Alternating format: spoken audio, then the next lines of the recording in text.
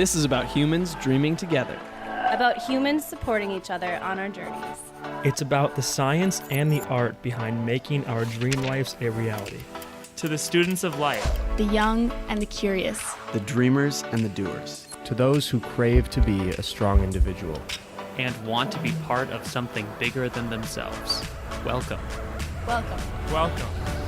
Welcome to the Dreamology podcast. What's going on, everybody? It's your host, Tim Bishop, back with another episode of the Dreamology podcast. Remember, we are here because in school we didn't learn about how to make our dream lives a reality, and so here we are studying how to do that, and we are making sure that we're all making daily progress towards our dream lives. For me, it's been a little bit over 18 months since I made the conscious decision to try to make my dream life a reality. And in that process, I am trying to grow, to transform, to connect, to love, to contribute, and to really just see what the best life looks like for me. And I want to help others do the same. And these conversations are a way that I can do that. And so I'm really excited to introduce today's guest. Let's get to it.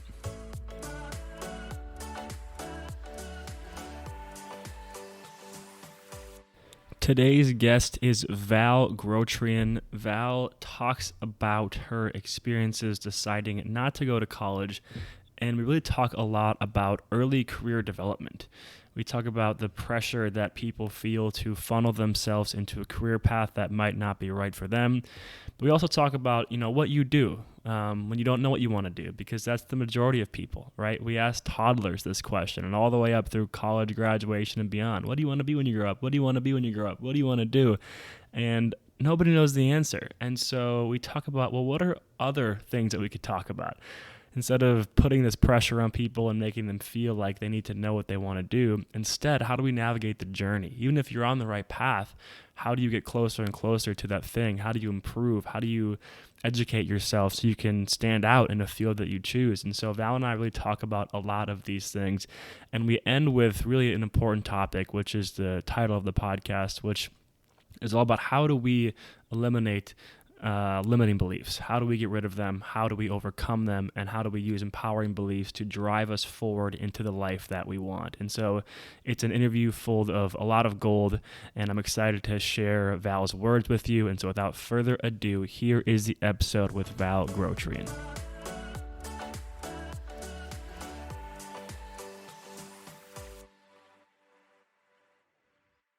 Val, how are you doing today?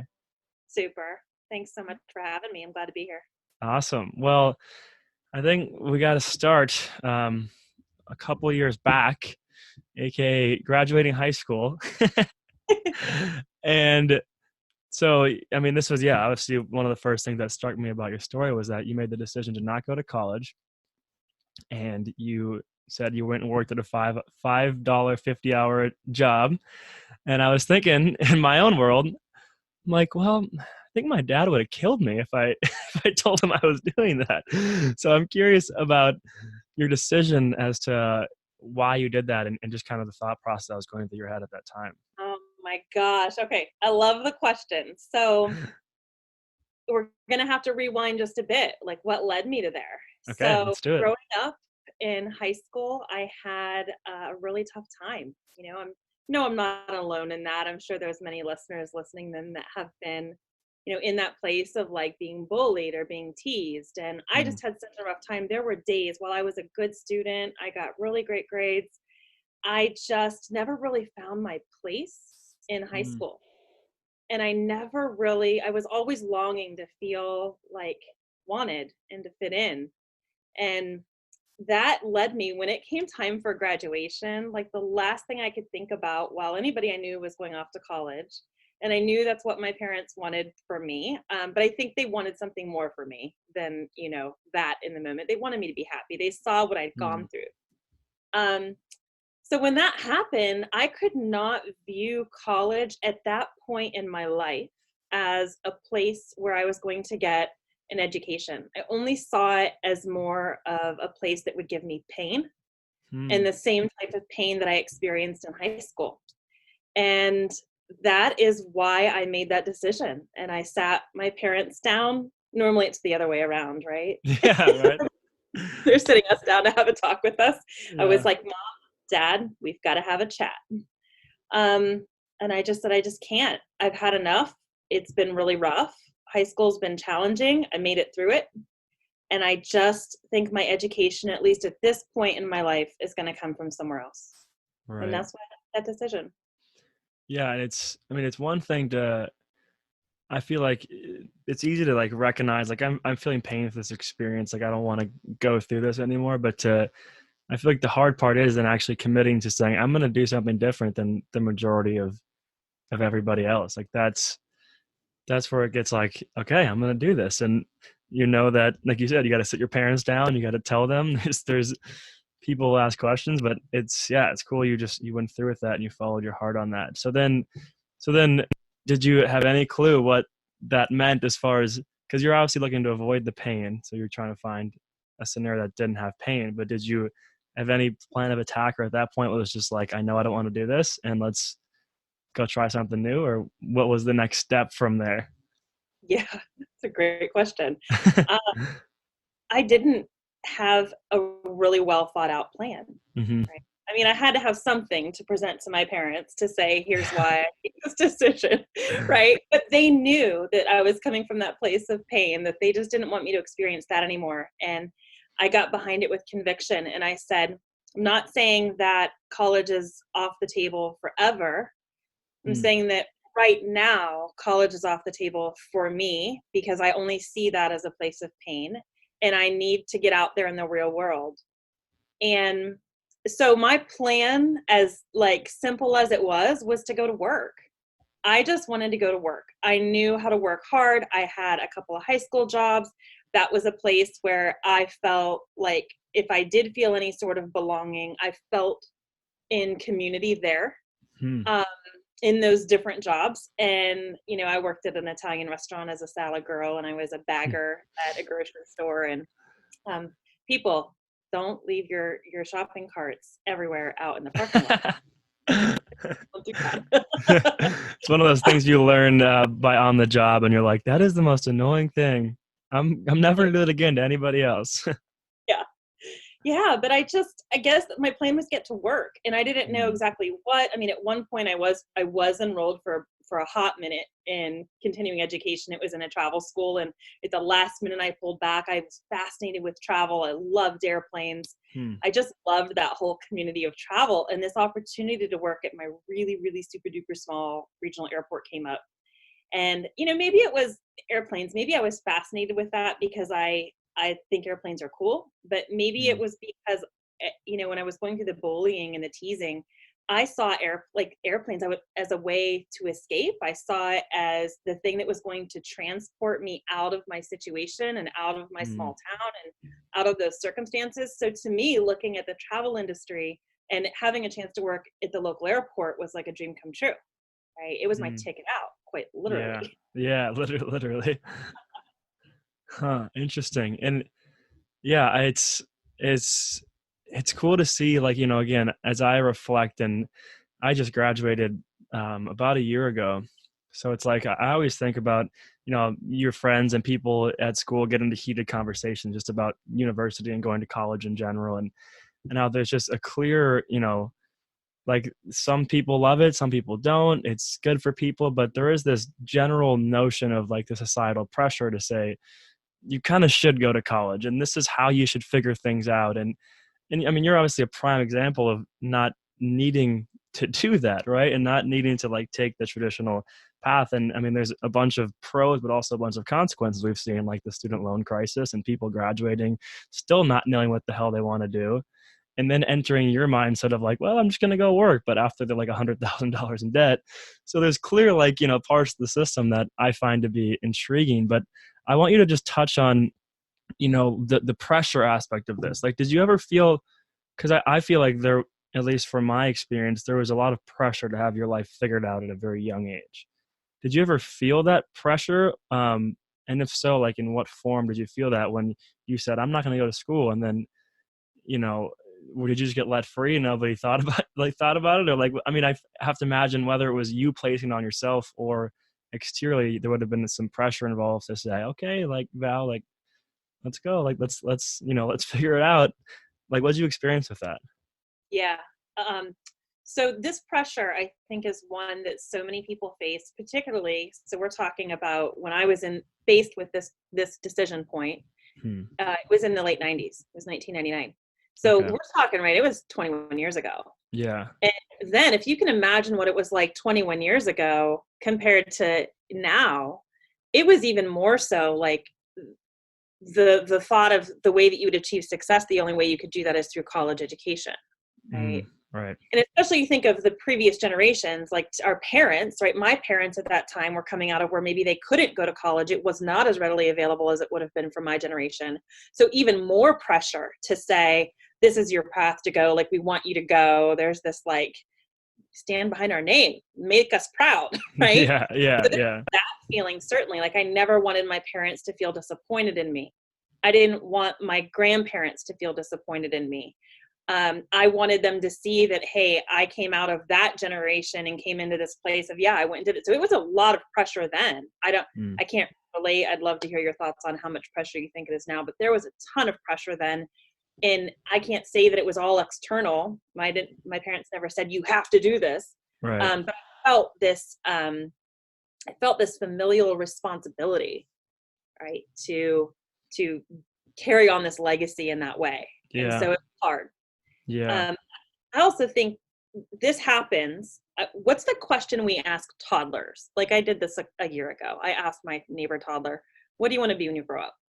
Like, why do we ask toddlers what they want to be when they grow up? It's the stupidest question. Yeah. Like, very few people know what they want to be when they grow up. And like, you don't have to know. The thing is that you can be a lot of things. You can do a lot of things. I have now, right? I know we'll talk more about this later, but I've worked in 6 different industries. I've had that 6 different transitions and 11 promotions. And I've gone from this $5.50 an hour de-icing airplanes to making 6 figures successfully and bootstrapping my way there to do it. But it wasn't because I knew what I wanted to be when I grew up. Who knows that? You don't need to know that. Yeah. It's really interesting that you bring that up, because that's exactly what I was going to say when you said, I'm curious your thoughts on the pressures that you felt. And to your point, like, there was nobody who was telling me you have to, like, that wasn't the direct words. Like, you need to figure this out right now. But it's in the common language. It's the, what do you do? And what do you want to do? And what are you going to major in? And like, that is, and I think a part of that, like, this is not bashing on people. I think a part of that is just to be able to connect with people on things. It's a simple question. It's less complicated than, why do you do what you do? Or what are your emotions? Or what, it's something that is easy to grasp. Like, what do you do? Oh, I'm an accountant. Okay, cool. Like, it's very, it's more palatable, I feel like. So I don't want to say people are doing something wrong here, but I think having that be the general, like the general theme of the question we're being asked, that's what then, like, when you don't have an answer to the question, you're like, oh, okay, well, I guess I got to really figure out quickly what I want to do. And that's, I think, what creates like this pressure. So it's super interesting that you bring that up, because that's exactly how I felt it's happening still. And that's a really great point. The way that you say that, it's an unintended consequence of the way that the question is asked. And it's done out of the desire of the person asking it, and not necessarily for the benefit of the person they're asking the question to. And I call that a safe question, right? It's one that keeps us safe. It's one that keeps us surface. It's one that necessarily, you're right, like, it's easier than having to go deeper with somebody, about what excites you about that, or what motivates you about that. Like, now we're starting to get down to the iceberg. Right? It's safe question. Yeah. And that's, I mean, again, I want to talk about this too, because that's what I actually, funny enough, just this morning, so it's good timing that I watched this, but I was listening to Tom Bilyeu speak, the Yes Theory guy, and he was speaking to high school seniors, and he was literally saying something along the same lines of, like, don't figure it out. He was saying, I want you to do the complete opposite of everyone's telling you to do. I want you to go on that gap year. I want you to go try this thing. I want you to go, because, like, that's how you're going to eventually actually find your thing. If you funnel yourself too early, then you're going to be put in a spot where like that might not be actually where you're supposed to be. And that was like one of my first episodes I ever released was about my five lessons from college. And that was like one of them. I was like, don't funnel yourself too early. And that's where I get worried about the pressure to have things figured out, because I wonder if that's leading kids again to making decisions, but not the right decisions for themselves, and taking the speed rather than the finding the actual truth within that. So this topic for me is just extremely fascinating. Yeah, it is for me too. Just having lived it, right, and having an opportunity to reflect on it with you is really powerful. By the way, I saw Tom speak live a couple weeks ago at a conference in Nashville, and he was incredible. No way.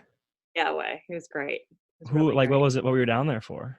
I was at Funnel Hacking Live in Nashville. It's a online marketing conference for Okay. entrepreneurs that utilize the software ClickFunnels and build their somewhat kind of like websites through it. Yeah, they hold it every year. It's awesome. Well, that's pretty sweet.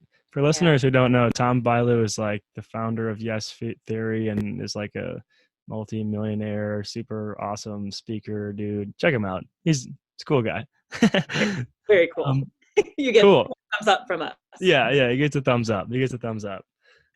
Sweet. Well, let's jump back into the career evolution.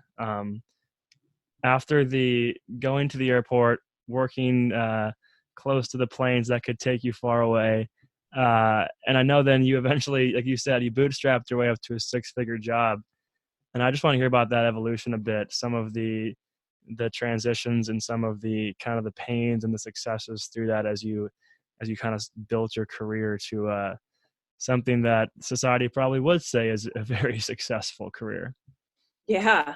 Okay. So I suppose people might want me to say that, oh, I made this decision and it was super easy and the rest of the path was just a straight shot up and it was a piece of cake and now I live happily ever after.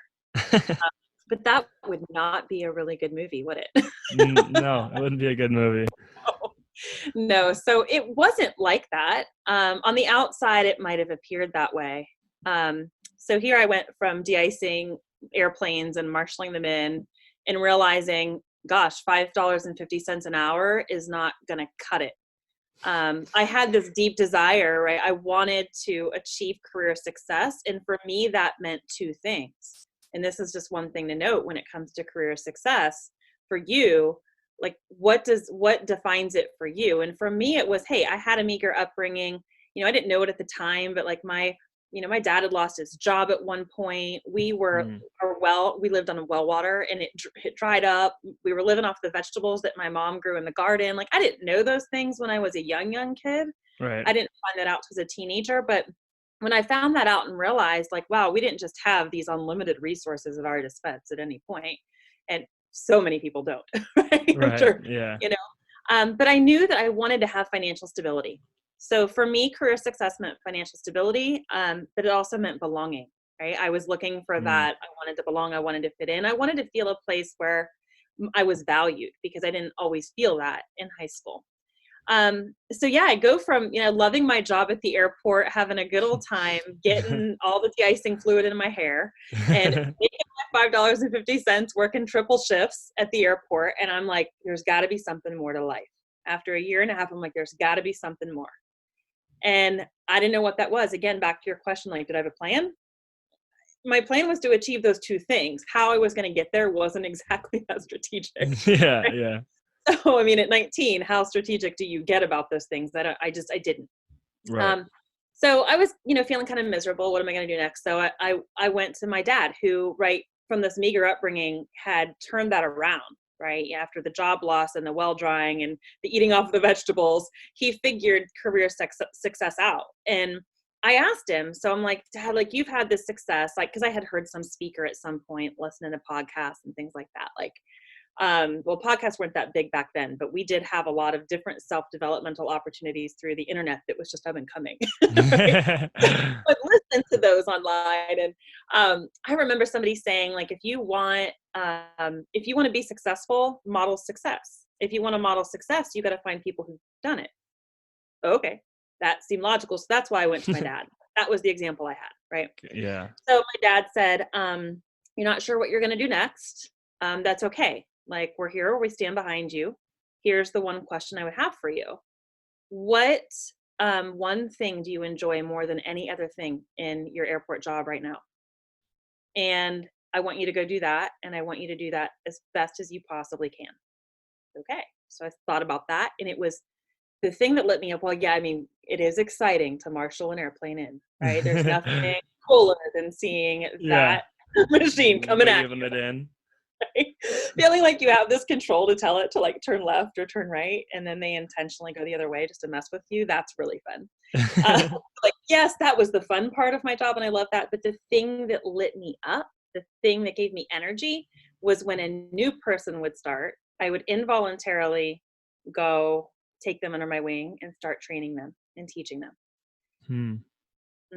So that was the thing that then my boss took notice. After a few months of that, he took notice and he's like, you're really, really exceptional at this. And you should go work in our corporate training department and let me connect you with them.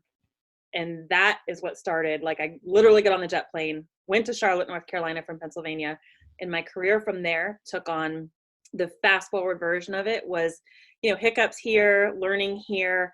I went into the training department. I did all sorts of flying around. I then got promoted and moved to Chicago. And I was I was one of the youngest managers, I think, ever. I led a team of 14 trainers at the age of 24 across 4 training facilities in the country for a small regional carrier for United. And then I had my leadership pickups, right, where I had to learn about what's it like to be a people manager, right? Yeah. And how do I do that? And why do I care about that? And then that led into, gosh, I want to learn how to run a business. And so I went into store management and district management. So I guess the thing I would say is that it was filled with a lot of hiccups and a lot of learnings, but here's where my education came in. At those points, when I needed to know something, I went and learned everything I could about it. So when it came to now I'm leading a team, I'm going to go figure out how to be the best I can possibly be as a leader. And so I became certified in the psychology of leadership, and I got a certification through that. I went and got certified as a coach because I heard somewhere that the best leaders are the best coaches. So I got that certification.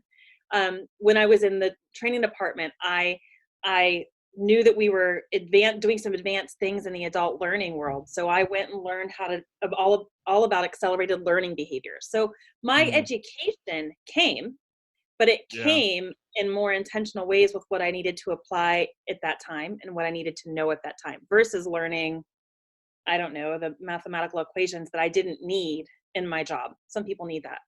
Yeah. But I didn't. Right. Yeah. That's a really interesting point because, again, not to say one is right or one is wrong, but just thinking about ways that you can learn and how you can go about it. It's like, you decided not to go to college. And for me, like because I studied marketing. So I always view like, okay, I had marketing at this base degree. And now that I'm, applying things, I'm realizing, okay, that was like a base level of knowledge. But my learning is really coming in by saying, all right, I need to learn something very like about this, and let's go learn about that. And then that helps you. And then I learn about this, and that helps you.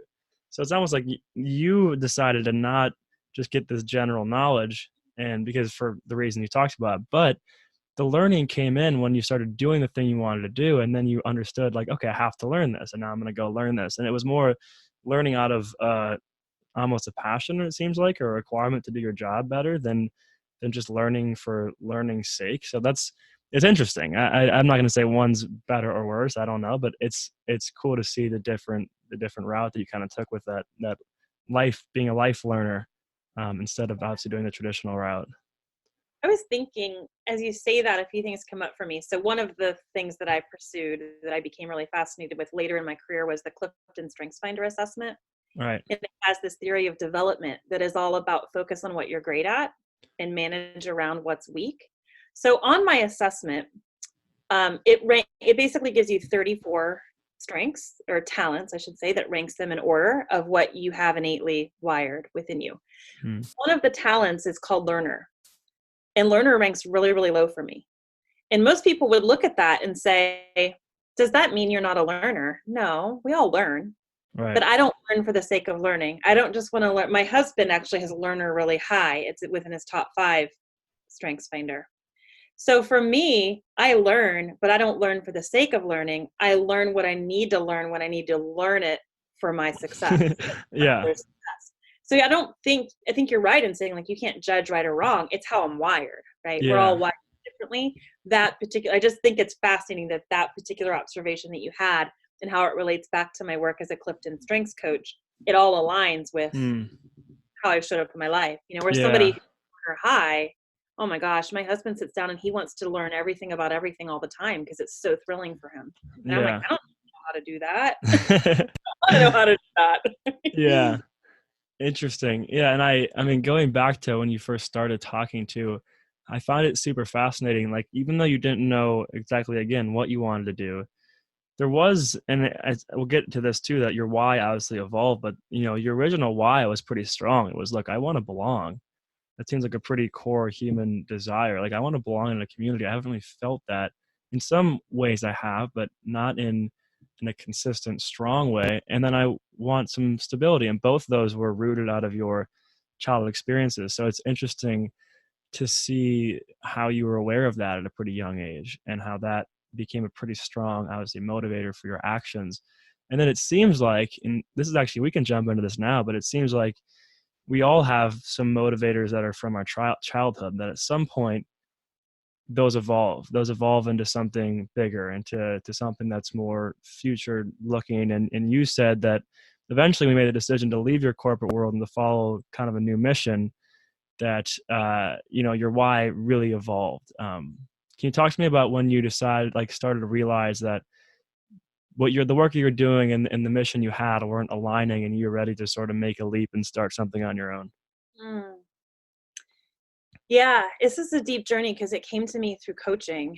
When I became certified as a coach, it actually came some time ago where once I had my basic need met of belonging and the security and feeling safe, right? Those are basic needs that Right. I didn't always feel in high school. When those were met, I then progressed up that whole Maslow's hierarchy of needs. Yeah.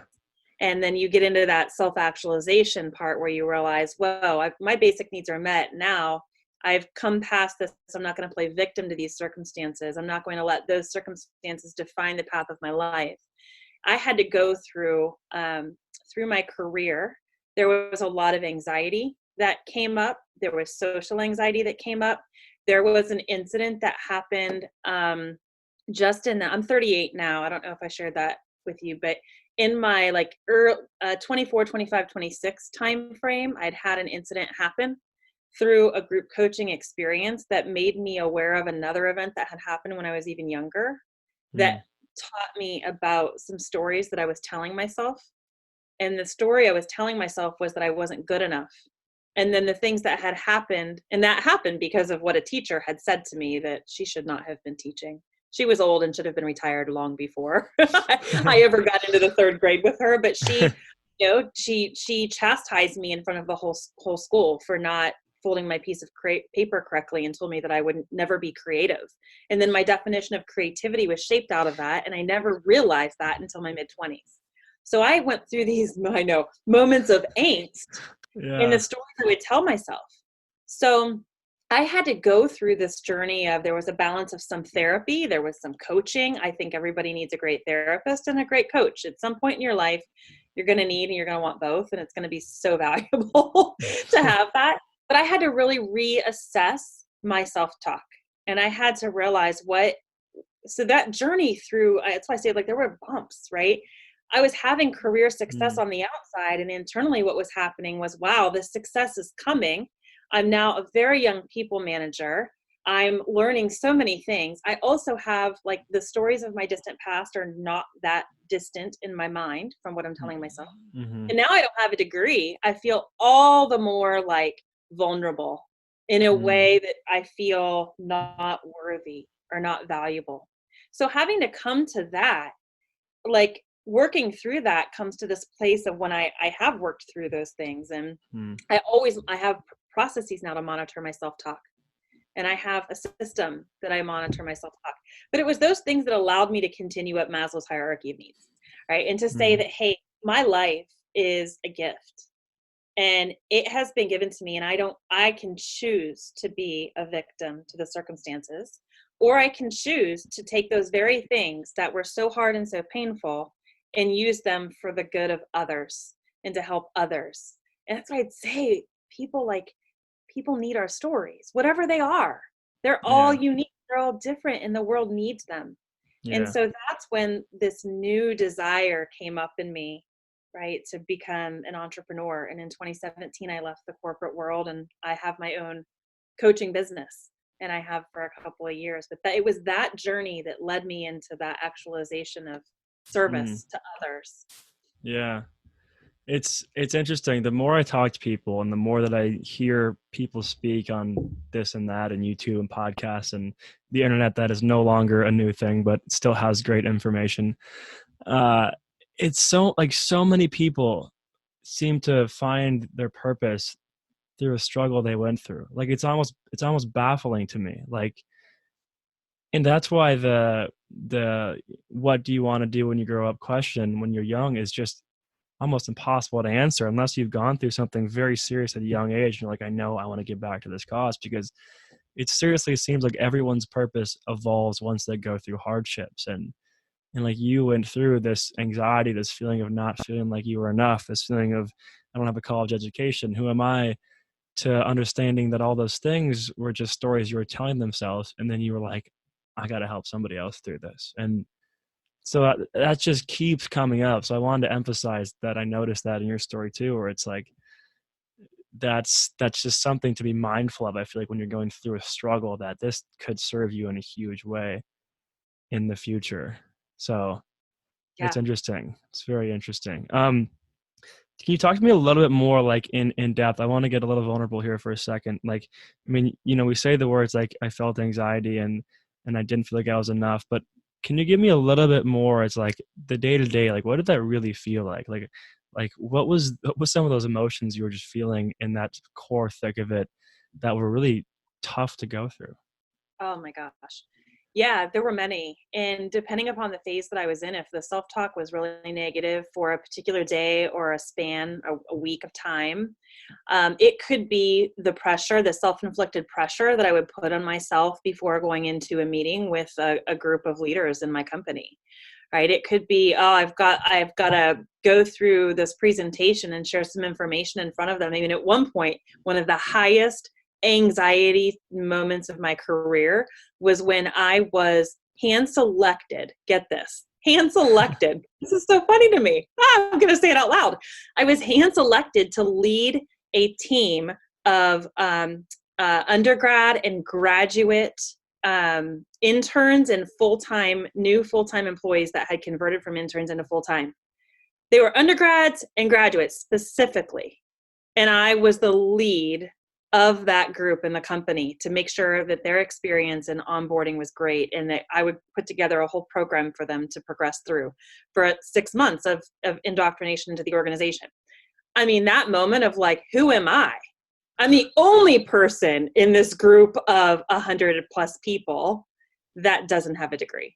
And I'm the one that's selected to lead. Like that moment for me was incredibly, at some points, debilitating. Like I would come home and breathing would be hard. Like my heart rate would be really high. Thinking about the anxiety that I would put on myself to go into those moments and meet with different groups of people, feeling so completely inadequate. Right. Those moments were very hard, very, very hard. And I did not know if I would come through those. Right. I fought through this, but fight or flight would kick in. And I've had those moments of, do I run out of the room right now? Do I just escape? Do I just get out of here? Right. Yeah. Like I felt like the wall was just closing in on me, and I just did not feel worthy to come. Like this is different than the anxiety that somebody would experience from public speaking. I mean, I don't know what the percentage is. Like 75% of people are terrified of public speaking, and they're just as scared of that as they are dying. Like I get that, but this is not just a fear of that. This is a fear of like living, right? I don't know like how to even explain it. It's like you just don't even feel worthy to be there.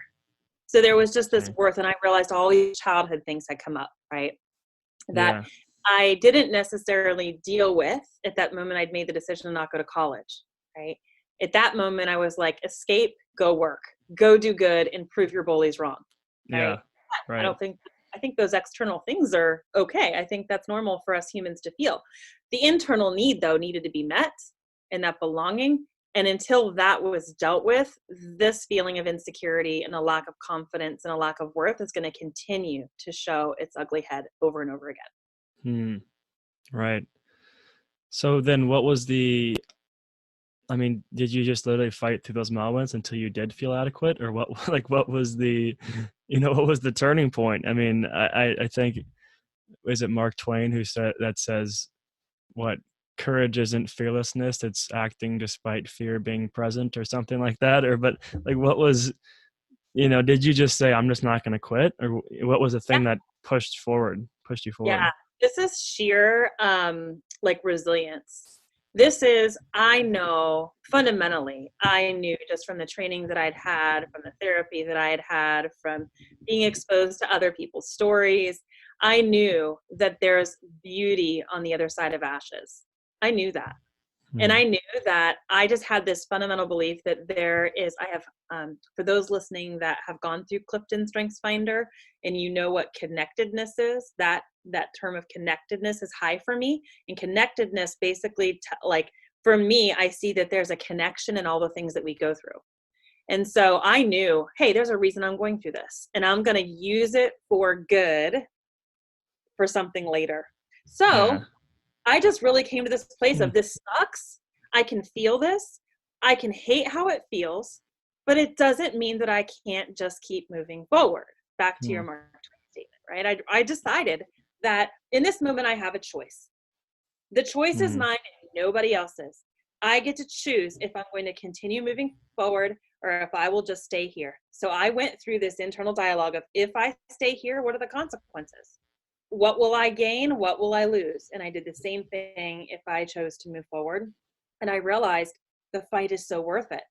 The fight is Yeah. so worth it. Whatever that means for me, whether it means therapy, whether it means, I don't know what it means, right? It's different for everybody. But I decided in that moment, through that process, that it might hurt and be painful to push through it and move forward and dig deeper and find ways, but it will hurt worse if I do nothing and stay debilitated by it. It will be way worse. The consequences will be way worse Hmm. because my struggle is intended to help somebody else. Yeah. I'm amazed you had that mindset, because that's seems like such a great mindset to have in that scenario, or in any scenario. Wouldn't, I mean, a lot of my friends right are now starting their first jobs, and you get a whole array of answers. But, one of the answers that pains you to hear a bit is when someone just kind of is like, yeah, well, I don't really like it, but, there just doesn't, there isn't a lot of, like, again, you had that, somehow had that perspective to say, this is going to take me somewhere. And I just think that humans want something to look forward to, and we want a way to be able to progress. And, like, what a great way to be able to progress, by just saying, you know what, I'm doing this, and might not be perfect, and I might feel this, I might feel that, but, like, let's just keep that forward, that long-term vision in play here still, and just keep touching on that, because that allowed you to fight through it and to understand that there was something better there. There was, you weren't just suffering to just for suffering's sake. So that's really cool. And then that leads me to your I saw this on your LinkedIn page, which was like, what gets you out of the bed in the morning is that only 15% of employees are engaged in their career. Why was it this? Why was it this stat that became a mission for you? Yeah.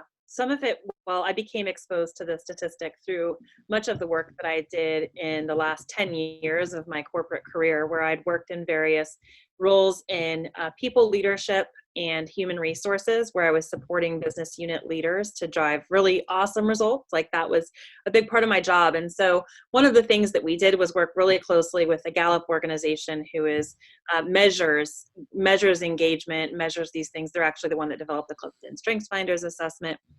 But through the work with them, I became really aware of the deep connection that people have in their jobs to their own happiness and satisfaction outside of work, and that we're a whole person. We're not robots, right? We don't like come to work and say, I'm going to leave everything that's happened at home, and now I'm going to go to work, and I'm like two different people, right? We're a whole person, and these all collectively, support our level of engagement in life. But our engagement at work and the level of satisfaction that we have at work is going to contribute to, if we're able to be better parents, better spouses, better friends, right? If we're able beyond that point to then get to the point where, how do I serve the world, right?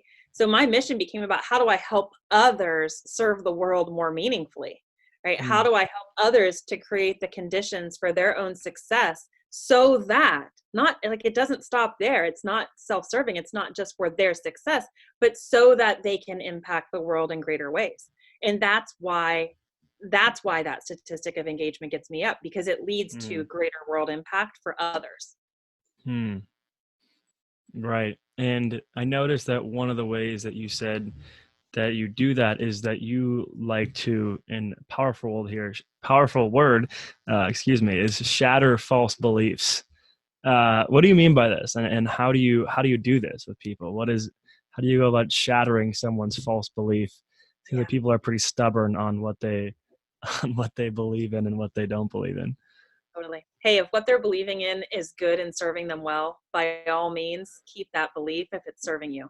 If that belief is not serving you, that's a false belief. So the belief that I had that I wasn't creative because a third grade teacher told me that because I couldn't fold a silly piece of paper correctly that I wasn't creative is a false belief. That's not fact, right?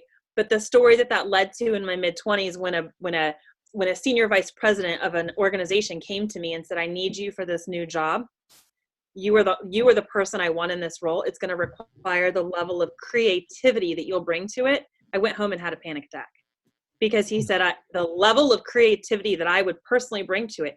I said, he doesn't know me. Clearly, I'm not creative. Like, what is he thinking? Yeah. I'm not creative. Doesn't he know? My third grade teacher will tell him. Right? So it was that moment when it all came. I knew that belief had to be shattered. It had to be shattered. If I continued to hold that false belief, it was going to hold me back in everything.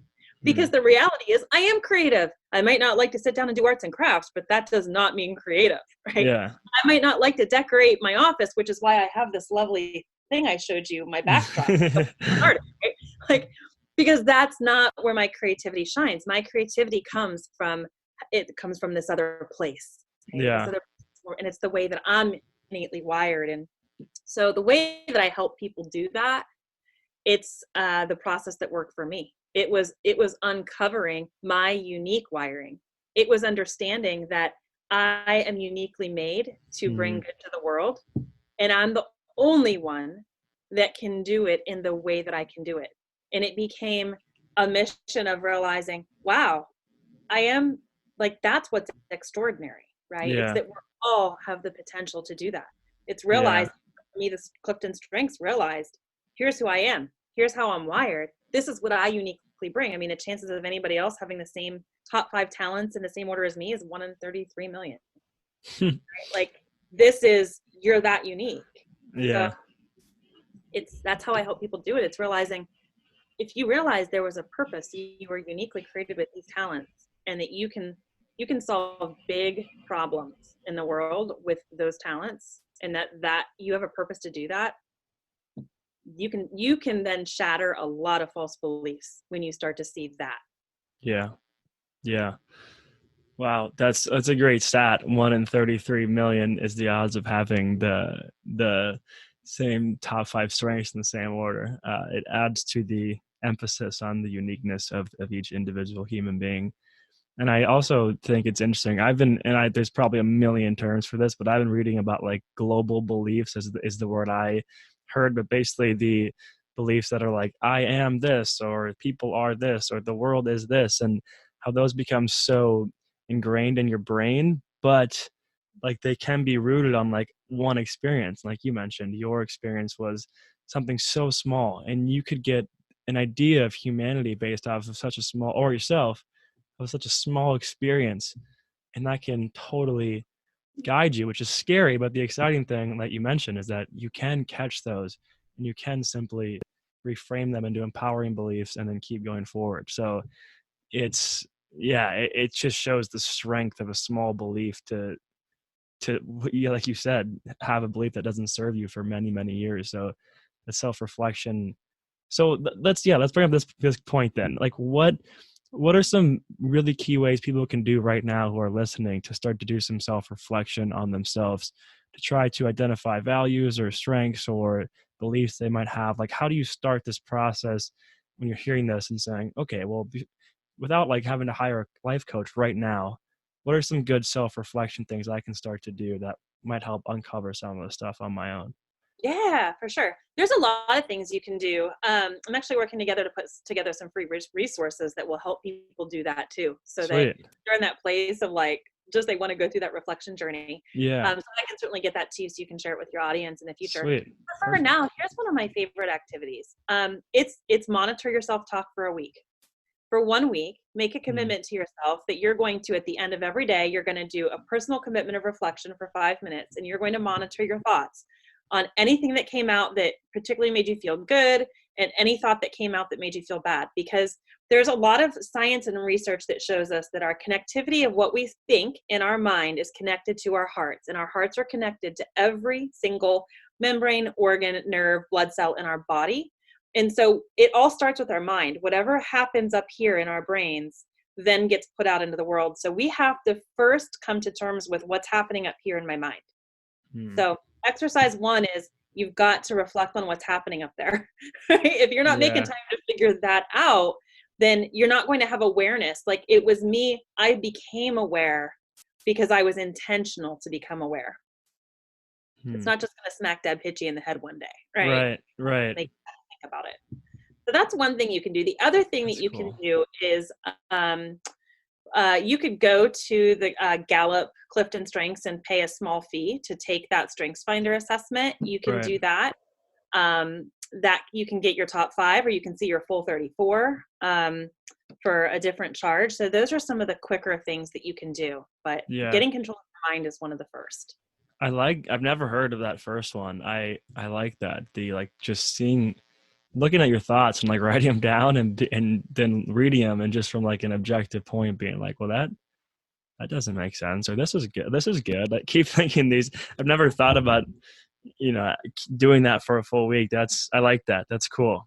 Bring something. Well, here's the funny thing. If you see, Tim, after a day, if you look at it, it takes like, I don't know, you might know the stat. I forget who wrote this, but it was like, it takes 7 positive to override 1 negative. That's the same thing to our minds and what we think. So if you look at your thoughts and you see 6 negative and 1 positive, you've got a problem.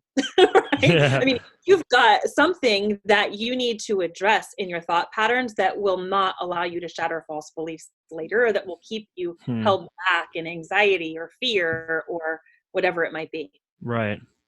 It's interesting too, thinking about that ratio, like, because I'd be interested to do that myself and write down and see like, oh, actually you had a lot of positive thoughts throughout the day, which I do. I think I do.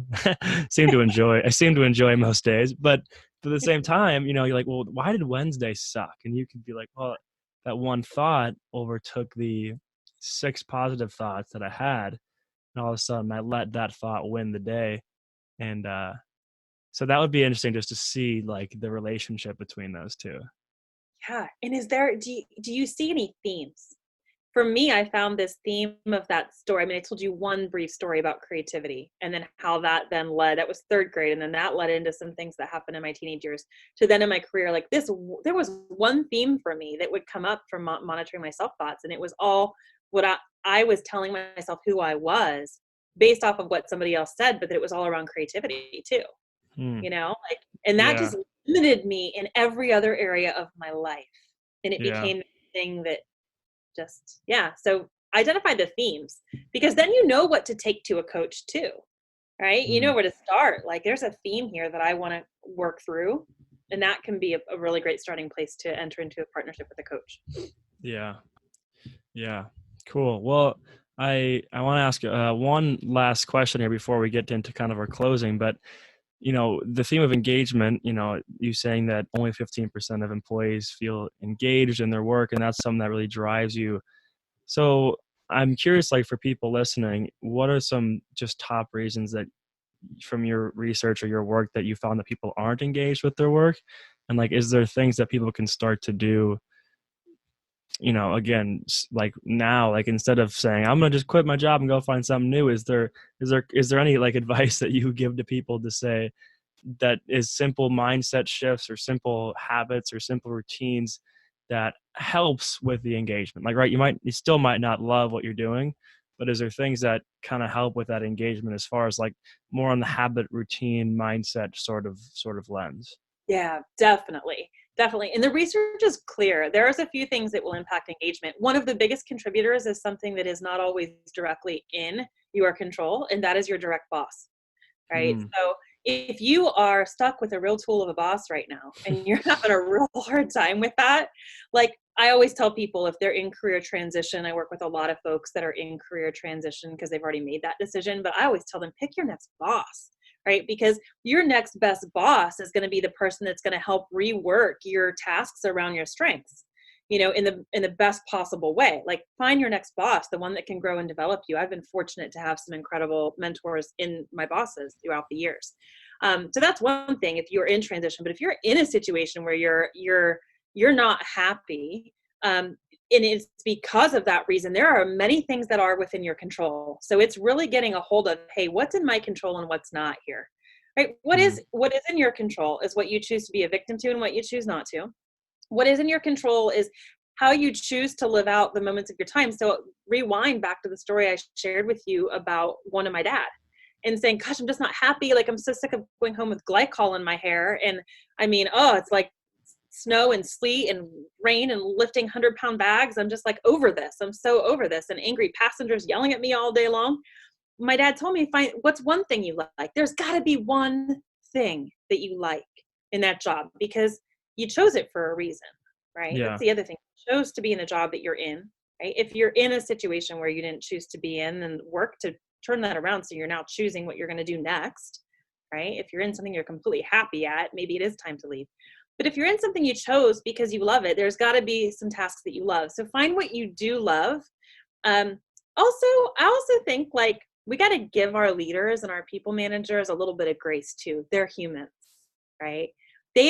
Most people, like how many people, if I were to ask, like how many of you are going to raise your hands? Like, did you go to work today and show up and want to do a bad job? How many people want to suck at work every day? How many people are going to raise their hand to that? It's the same thing with your boss. Your boss does not want to be a sucky leader, right? So one of the things you can do for the most part, right? 9 out of 10 times.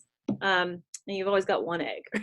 Yeah. But have a conversation with your boss, right? Say, hey, I'd love to have a conversation with you about what's working and what's not working. Just open the door for that communication. You control that communication too. That's just as much your responsibility as it is your boss's. So I don't know, give it grace, love, find what you do love, do more of that. That's the good stuff that lights you up. The things the tasks of your job that you don't like or that are draining you, like I always say, you got to manage your energy, not your time. Like find the things that you're feeling a lot of energy around. You can't always just do all of those things all day long. That would be amazing. There's some things that are going to suck our energy that we got to do. But find the times of the day when you're going to be most fulfilled by doing those tasks that maybe are going to drain you. Like if I look at my calendar, I see, the next 5 things up are all draining tasks or draining things. We've got a problem. I've got to rework something on my calendar. So think about that too. What brings you energy and what sucks it. Yeah.